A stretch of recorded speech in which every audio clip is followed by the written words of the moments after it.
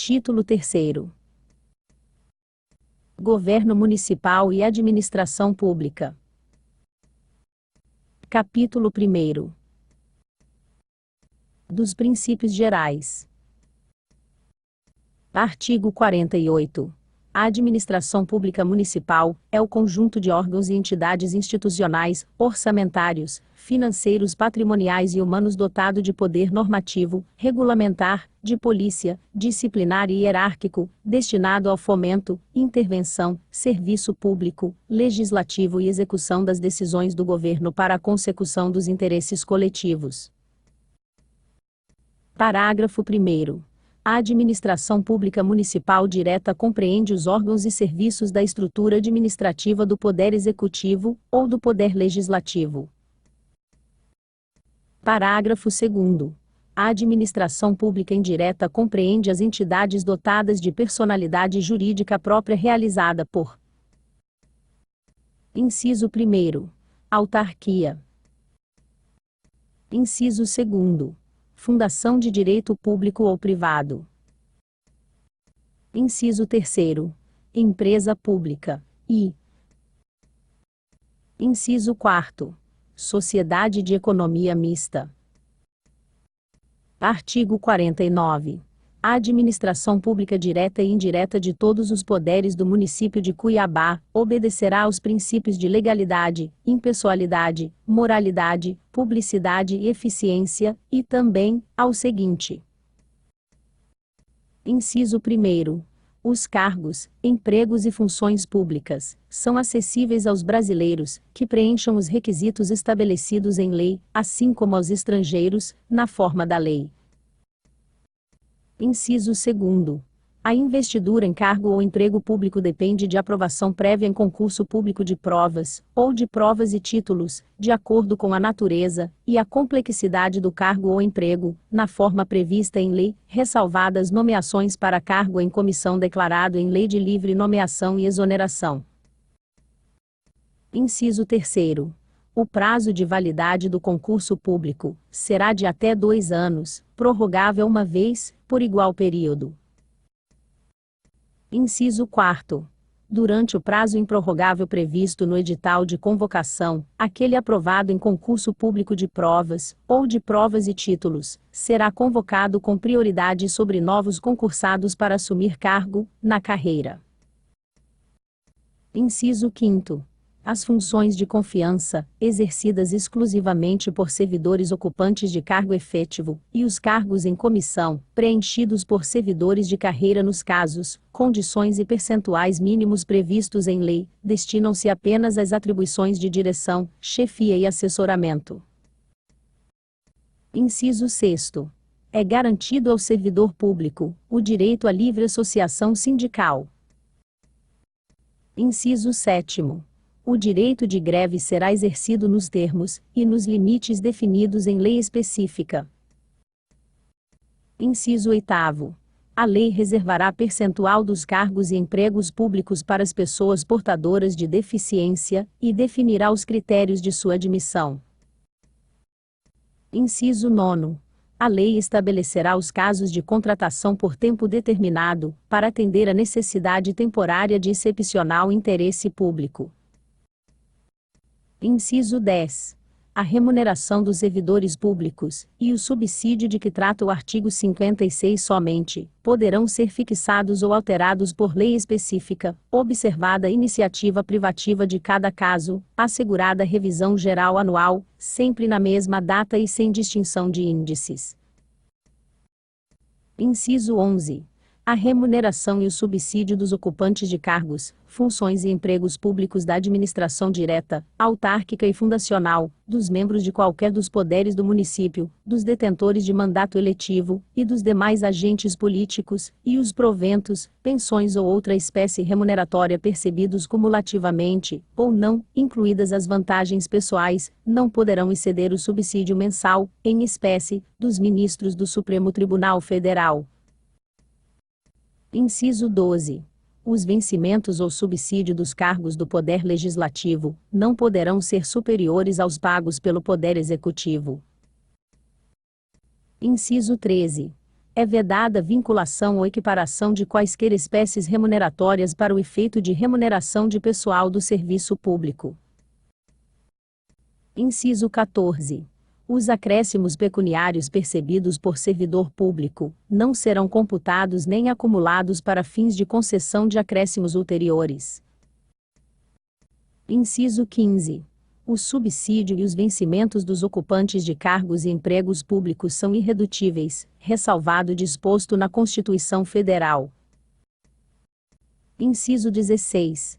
É vedada a acumulação remunerada de cargos públicos, exceto, quando houver compatibilidade de horários, observado em qualquer caso, o disposto no inciso 11. Alínea A.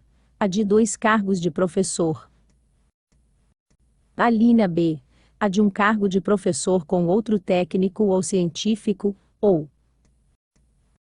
Alínea C.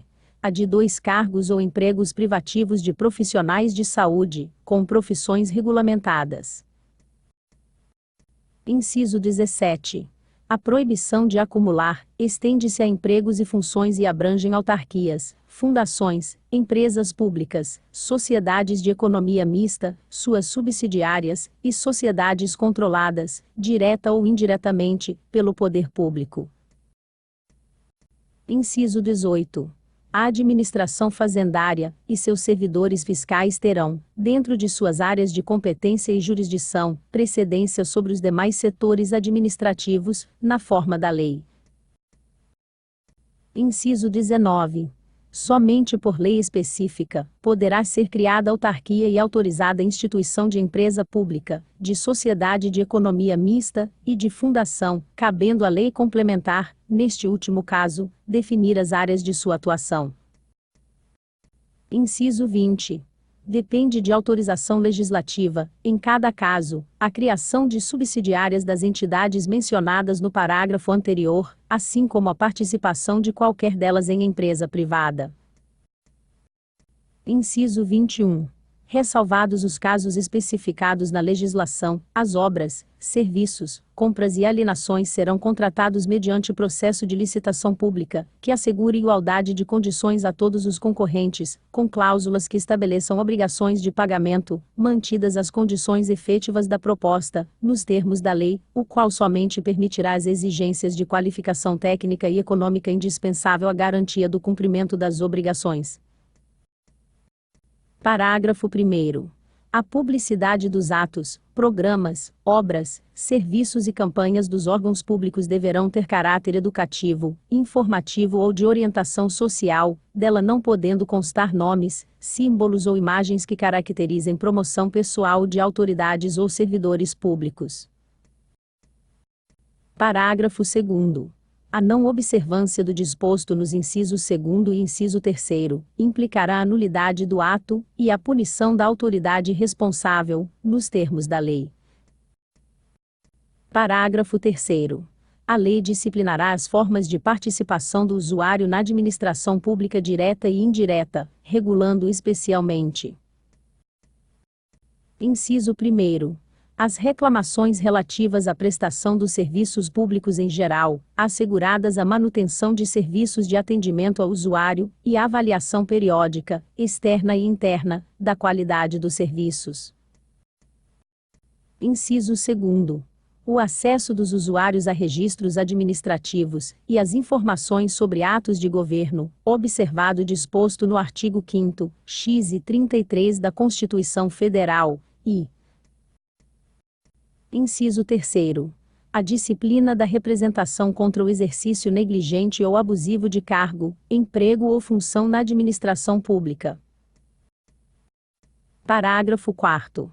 Os atos de improbidade administrativa importarão a suspensão dos direitos políticos, a perda da função pública, a indisponibilidade dos bens, e o ressarcimento ao erário, na forma e gradação previstas em lei, sem prejuízo da ação penal cabível.